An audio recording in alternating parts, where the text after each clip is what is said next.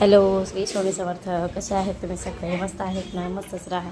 तर इथे ना शिवानीचे केस कट करायला चालू आहेत. खूप दिवस झाले म्हणजे मागे लागले होते केस कट करायचे पण मी काही राजी होत नव्हते केस कट करायला. फायनली आज मुहूर्त लागले केस कट करायला. केस कट केले तेवढे 4 दिवस झाले माझ्या माग लागली होती केस कट कर, केस कट कर, केस कट कर. पण केस काय कट होत नव्हते. दाखवते मी आता कसे कट झाले. तर बघ लेवल आली आहेत छान. हो, सगळे धरूनच कट केले. छान केले. बघा कसे कट केले ते. एक लेवल आलेत केस चांगले. थांब दाखवते तुला मोबाईलमध्ये. तर बघा आता केस कट केले तरी तुला विश्वास येत नाही आहे कसे कट केलेत, काय केलेत, कमी झालेत का जास्त झालेत. म्हणलं चल तुला व्हिडिओ करून दाखवते मी. सकाळी आधी शिवानीचे केस कट करून घेतले आणि नंतर मला 9:30च्या बसनं लातूरला जायचं होतं. त्यामुळे मी तर रेडी झाले. आणि ही साडी आहे सख्या बहिणी सख्या जावांकडून घेतलेली साडी आहे.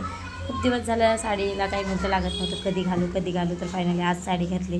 तर मला तुम्ही सांगा की कशी दिसते साडी. मला तर आवडली साडी, खूप छान दिसते. आणि हा कलर पण माझ्याकडे नव्हता त्यामुळे मी हा कलर मागवला. आणि इथं माझी जाण्याची गडबड चालू आहे कारण मला घरीच 9:30 वाजल्या होत्या. गडबडीने गेले तर बरं झालं. गाडी काही मला लागली नव्हती अजून. मी गेल्याच्यानंतर 10 मिनिटांनी गाडी आली. आणि आता बघा इथं कळंबमध्ये आली मी. कळंबमध्ये येऊन पण मला तासभर थांबावं लागलं कारण गाड्यांचं कसं असं जेव्हा आपल्याला कुठे जायचं म्हणलं ना तर तेव्हा गाड्या कधीच टायमाला येत नाहीत. खूप उशीर होतं जायला. 3दा जायचं बघायचं यायचं, जायचं बघायचं यायचं. मला बसनं प्रवास म्हणलं का नको वाटतं. पण इलाज नाही कुठं गावाला जायचं म्हणल्याच्यानंतर. बसशिवाय पर्याय नाही दुसरा. शिवानी समोर घरीच होत्या, मी एकटीच निघाले होते जाण्यासाठी. बाळू आला होता पुण्याहून बरेच दिवसापासून. माझं जायचं काही नक्की नव्हतं पण आई रागावली तेव्हा कुठं मी निघाले होते कारण मला पहिलंच गाव सोडायचं म्हणलं नको वाटतं ह्या बसच्या टेन्शनमुळं. तर बघा इथं खूप वेळ थांबले तेव्हा कुठं आता गाडी लागली मला. तर आता मी फायनली निघाले. म्हणलं चला बसमध्ये बसल्याच्या नंतरचं थोडंसं घेऊ होता कारण फक्त बसस्टँडच दाखवलं होतं. तर बघा बाहेरचं दृश्य पावसामुळं चौकड हिरवगार असं दिसायला लागले. आणि मी आता फायनलमध्ये लातूरमध्ये आले. लातूरमध्ये आल्याच्यानंतर लगेच बाळू आणि कोलू मला न्यायला आले होते. मी नको बोलले होते मी एकटी येते पण तरी बाळूला आमच्या ना गाडी असली ना दमच निघत नाही, कधी जाईन असं होतं आहे. तर इथे बघा गोलूला खायला घेण्यासाठी इथं मी कसं खायला चालू आहे आल्या गोलू गजू त्याला द्यायचं नाही गजूला तिथं दिलं वय. हां बाळू दादाला दे की एक प्लेटात काढ प्लेटात हा मी प्लेटात काढ खा बाय गोलू तू. अगं बाय तू हा माझा बाळ लिटू किती खराब झाले ग. खराब दिसायला लागले लिटू माझं आईचं. ते गोल्या आल्या पेस्ट्री खायला लागले. आमच्या गजूचं काय चाललं? टीव्ही बघायला चाललं आमच्या गजूचं.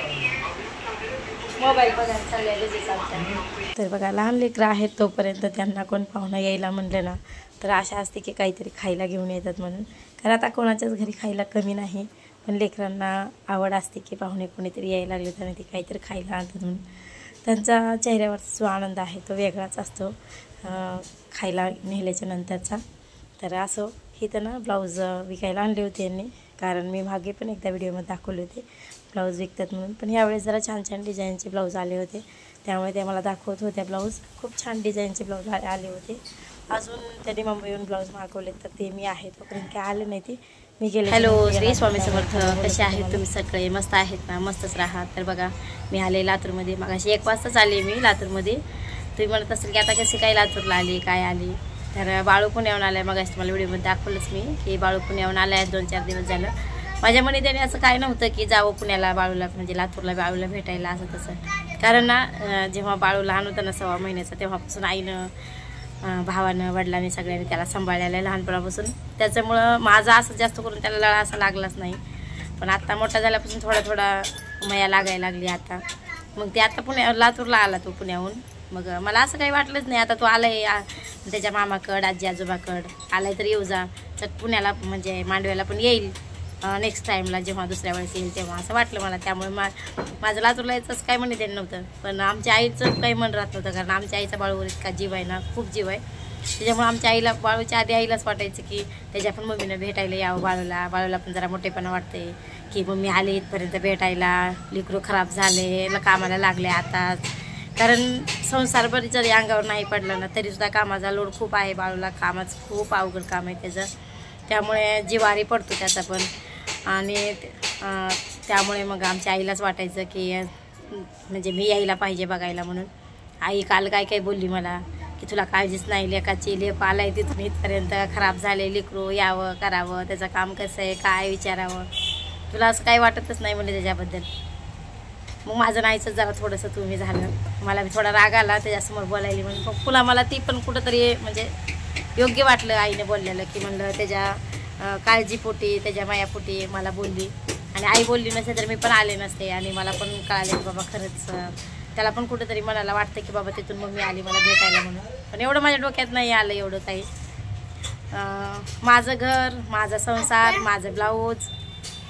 चहा प्यायला हो आले चहा प्यायला बोलवायला आल्या गजव्यात. सगळं माझं माझं माझं माझं करत बसतं माणूस. माणसाला ना दुसरं काहीच लक्षात राहत नाही एकदा माणूस आपापल्या काळजीत असल्यावर. तर बघा आमचा गजू हा भावाचा मोठा मुलगा आहे, तर आलाय मला लेकरू चहा प्यायला बोलवायला. बघा बरं कसा दिसतोय. त्याला लय माया येते माझी. बारका आहे ना, बारका नाही लय कडू आहे ते. त्याला ना पुण्याची आत्या चांगली वाटते त्याला. आणि ना हा मला जास्त माया करतोय, लय गुणाचं लेकरू आहे. तर चला मग आता पिल्लू चहा प्यायला बोलवायला आले, आता मला चहा प्यायला जायचं आहे. मला सांगायचं होतं मी, तर ते सगळं माझं नाहीच बोलणं झालं. मग मला बी कुठंतरी वाटलं योग्यच आहे म्हणून मी लगेच आज सकाळी 7च्या बसनं यायचं होतं मला, पण 7च्या बसनं मला काही येणं झालं नाही. कारण गावाला जायचं म्हणलं ना ब्लाऊजचा खूप लोड होतो मला. सारखं ह्याचं ब्लाऊज द्यायचं त्याचं ब्लाऊज द्यायचं, मग कोणत्या तर कस्टमरला गावाला तर जायचं असतं, काहीतरी कारण असतं. आलं बघा दुसरा मेंबर पण आला आता बोलताच. ये इकडं. हे बघा हे दुसरं, ती मोठं आणि ही बारकं. ही जास्त ना माझ्याकडे येत नाही, कसलंच येत नाही माझ्याकडे. पण आता जरा बोलायला लागले, तर मला पण बोलायला लाजच होतं इतके दिवस. तर मला तर काय वाटायचं माहिती आहे का, ह्याचं आणि माझं ना गेल्या जन्माचं काहीतरी वैरी दुश्मन असेल असं वाटायचं मला. कारण हा माझ्याकडे कसलंच बघत नव्हता. आम्ही व्हिडिओ कॉल जरी केला ना तर हा तोंड झाकून घेत, अजूनच घेत होता. पण आता ह्या वेळेत थोडंसं बोलायला लागलंय. कुणीकडे दिवस टिकला बाई कसं काय बोलायला मला तू हां सांग बरं, का बरं बोलायला लागलास तू मला? हां सांग बरं, लाजायला लागलाय तू बोलायला आता. हां लय आगाव आहे ते मोठं ना, खरंच खूप शांत आहे मोठं. थोडंसं आगावपणा करत तो पण आपापल्या घरी असं कोणाला काही मागत नाही करत नाही. पण हा अरे बापरे मागून खातोय सगळ्याला, आहे की नाही गोलू? सांग बरं, मागून खातो ना तू? हां हो मला हे खायचं आहे, मला ते खायचं आहे करतोय सारखं. आमचा गोलू लय आगाव आहे.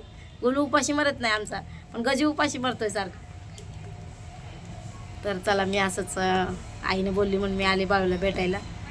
मला पण मनाला कुठंतरी खरं वाटलं, ते बोलणं योग्य वाटलं म्हणूनच आले. आणि त्यातल्या त्यातनं आई आहे तोपर्यंतच माहेर असतं. आई जर नसली असते तर मला एवढं हक्कानं कोण सांगितलं पण नसतं, कोण ये पण म्हणलं नसतं, कोण बोललं पण नसतं आणि मी पण आले नसते. पण आई होती म्हणून आले. तर असं आई वडील आहेत तोपर्यंतच आपलं माहेर आहे असं म्हणतात. तसं पण भाऊजाई पण खूप चांगले आहेत.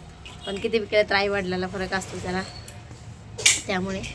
तर आता आई नाही आहे घरी, आता गेली बाहेर. आता आल्यावर काहीतरी बोलेल मला, बघू आता आल्यावर काय बोलते. तर व्हिडिओ शूट करायला शिवानी नाही, शिवानी असतं शूट केली असती काय बोलते काय नाही.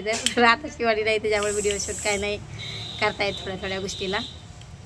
तर असं जाऊ दे आता, चला बघू काय बोलते. तर मी सांगेन नंतर तुम्हाला नंतर. चला मग चहा प्यायला. 2 लेकरं आलेत बोलवायला चहा प्यायला. होय रे तू कशाला आलंस मला बोलवायला चहा प्यायला? चहा प्यायलाच बोलवायला आलंस का? ती आता ही लावायला वायर. होय वायर लावायला मशीन वायर लावायला. होय कट काय अजून डबल कट काय बघा लेकरू कसं सांगायला आलंय मला. वायर कट करायला लागले. पण बाळू दादा आमच्या बाळूचं काम चालू आहे, आल्यापासून गिझर बसवायला चालू आहे त्याचं. तो आल्यापासून त्याच कामात आहे बाळू. त्याला बाळूला बसू वाटत नाही, कंटिन्यू सारखं काम काम काम पाहिजे त्याला सारखं. त्यामुळे चला मग आता मी चहा घेते. बघा इथं मग अशी दाखवलं तुम्हाला बाळूचं काम चालू होतं, काहीतरी तोडफोड वायर फेऱ्या जोडायचं वगैरे चालू होतं. पण आता फायनली त्यानं गिझर बसवलं इथं. कारण मी वरी तुम्हाला बोलत होते तोपर्यंत बाळूने इथं बसवून घेतलं होतं गिझर.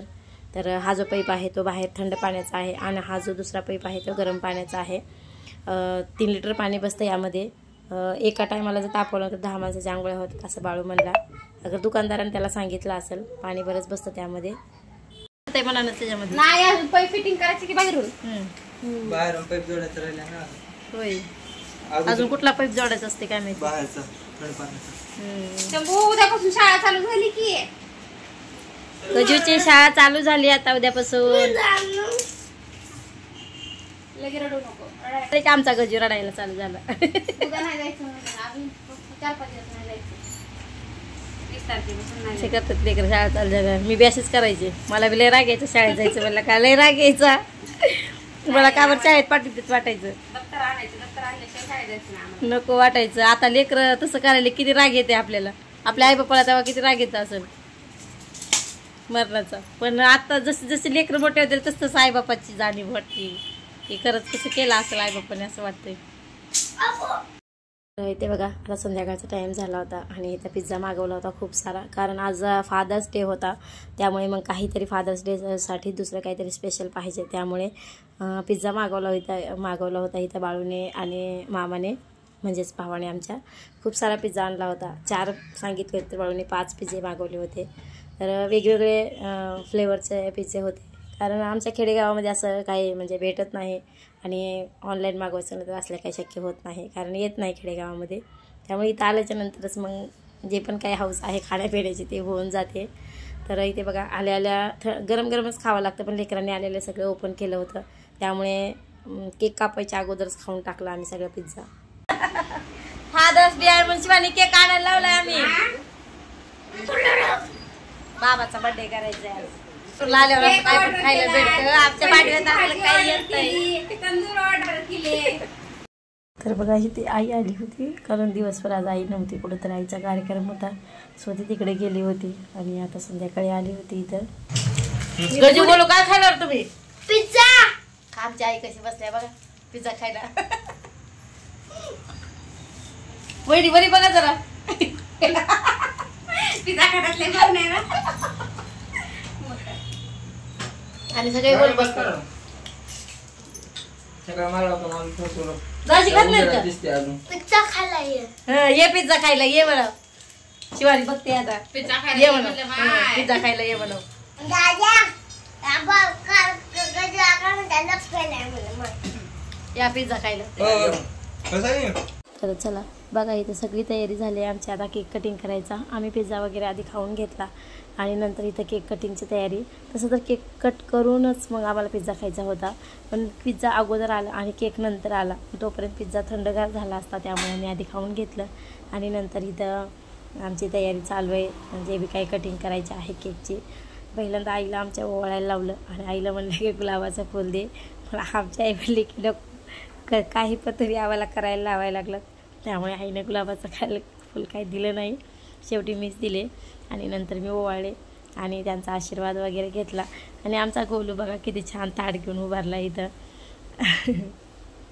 इतकं हसायला येत होतं ना गोलू तेव्हा म्हणजे ना आमच्याकडून साखर विसरली ताटामध्ये आमच्या कोणाच्याच लक्षात आलं नाही दोघी तिघीने ओवाळलं पण आमच्या लक्षात नाही आलं साखरेचं कसं काय लक्षात आलं नाही माहीत नाही कारण खूप उशीर झाला होता आणि गडबडी तयारी चालू होती आमची सगळी पण आमच्या गोलूनं आता ताट घेतलं का लगेच त्याचं लक्षात आलं की ह्यात साखर नाही आहे म्हणून आम्हाला पण नवल वाटलं की आम्ही साखर कशी काय विसरली एवढ्या सगळ्या ह्याच्यामध्ये कारण आता केक कट करायचं ओवाळायचं हे सगळं नॉर्मल झालं आहे नवीन असं काहीच नाही हो पण नवीन आहे ना आमच्या डोक्यात आलं नाही म्हणायला तसं पण नाही पण कसं काय आमच्या डोक्यातून गेलं काय माहिती पण गोलू ना खरंच लगेचच घरात पळाला आणि हे बघा वाटीत साखर घेऊन आला मला तर इतकं नवल वाटलं ना आम्ही एवढ्या बायका हसून आमच्या डोक्यात आलं नाही पण गोलूच्या डोक्यात आलं खरंच म्हणजे कौतुक करावं तेवढं कमीच आहे गोलूचं खूप हुशार आहे तर बघा आता फायनली ओवाळायला घेतलं आहे मगाशी तो ओवाळत होता पण साखर नाही म्हणून त्याने ताट महागारी दिलं मम्मीकडे त्याच्या आणि नंतर मग साखर आणायला गेला होता आणि आता आज बाबाला साखर वगैरे चारली आणि त्या बाबाचा आशीर्वाद घेतोय काहीच आत्ताच्या लेकरांना सांगायची गरज लागत नाही इतके लेकरं आत्ताचे हुशार आहेत ना कोणाला कसं बोलायचं आणि केक कसा कट करायचा हे पण हॅपी फादर आईना आम्हाला सुद्धा काही माहिती नव्हतं केकचं की केकबद्दल की आपल्या वर्षाला बड्डे येतो बड्डेला केक आणायचा असतो कट करायचा असतो हे काहीच माहिती नव्हतं आम्हाला सुद्धा कारण गरिबीच खूप होती ना, की केक बघायला सुद्धा भेटत नव्हता. ती कट करायची ती लांबचीच गोष्ट राहिली. खूप म्हणजे खूप तेव्हा परिस्थिती नाजूक होती बऱ्याच जणांची. आता वरच्या प्रत्येकाचीच परिस्थिती बदलत चालली आहे, त्यामुळे केक वगैरे नॉर्मल झाले.